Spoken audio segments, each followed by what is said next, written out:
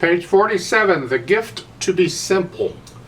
Now we're kind of mixing things up a little bit as far as hand position goes. You can read that stuff up the top, that's fine. More power to them. The point we're talking about here is you're in middle C position and C position, which means we're going to move around a little bit. The right hand is in C position and it's going to stay there. It's fine. It's the left hand that's the rebel.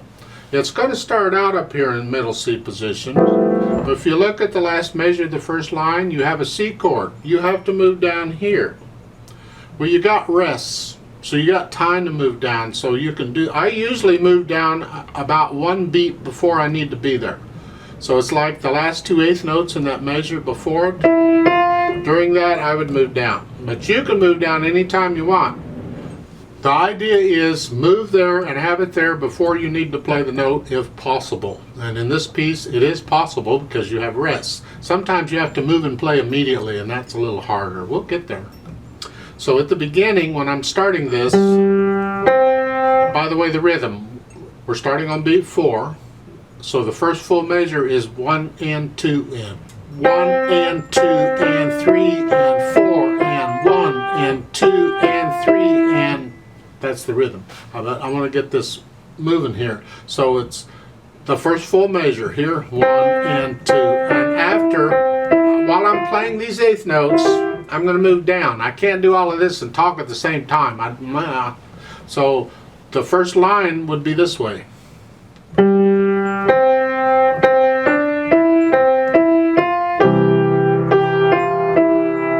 Like so, I just moved down there.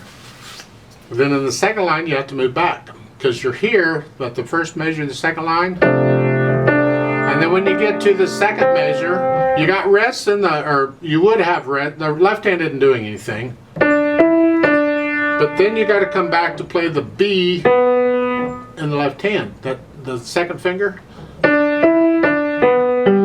because that's where the melody's going. The melody's going back and forth, which is another challenge we'll talk about in a minute. So now we're back up here, and then the third line you got to go back down for the C chord, and then you're going to stay down there for the rest of the piece. So you're moving around a little bit in the left hand. Now as far as this melody thing goes, it is going back and forth between the two hands, but it has to sound like one hand played the whole thing. So you're going to have to practice to balance out that loudness. See, those 2 C's are each hand.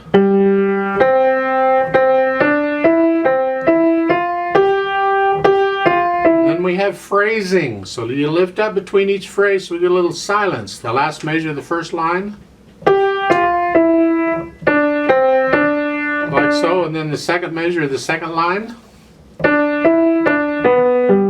It's got to sound like one hand played it all, and then you're going to lift up at the end of the phrase.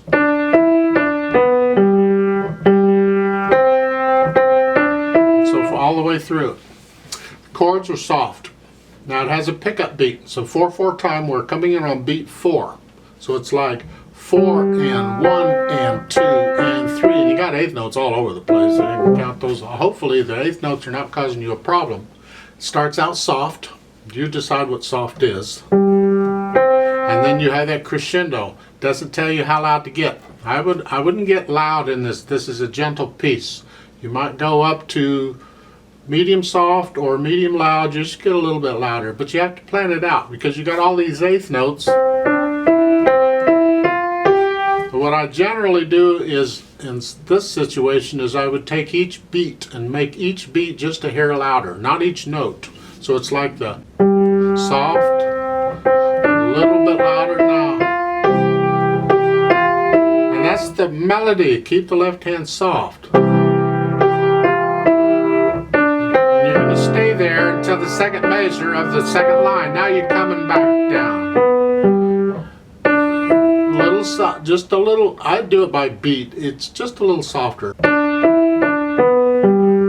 the time you get to the G, you're back to soft.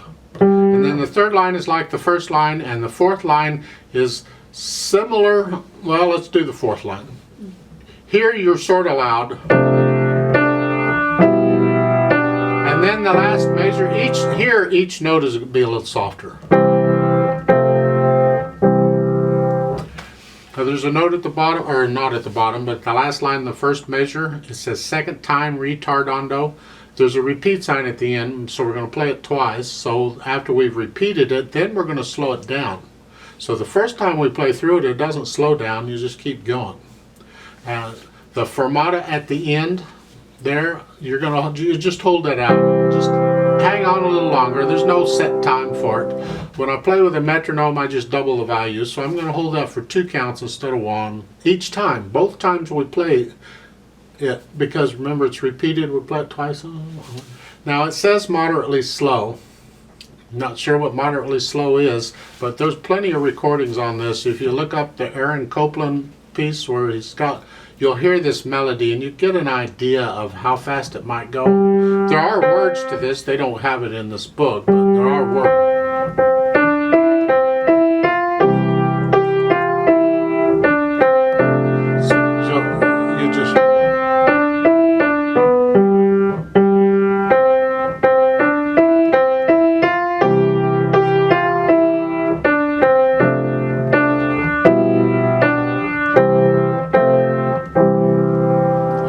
Play it again, and so forth. Now, remember to play the rests. That is, remember to be quiet. Look at the last measure of the first line. In the left hand, you have a dotted half note. That's 3 counts, and then a quarter rest. So when the right hand plays those last 2 eighth notes, they're by themselves. The left hand is lifted up. So that last measure of the first line, those are by themselves. And the third line down, same thing. The last measure of that, those last 2 eighth notes are by themselves. Make sure you lift up the left hand.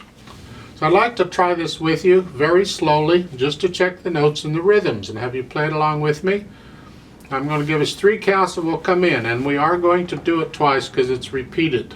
So your hands start out in middle C position. 1, ready and go, and 4, and 1, and 2,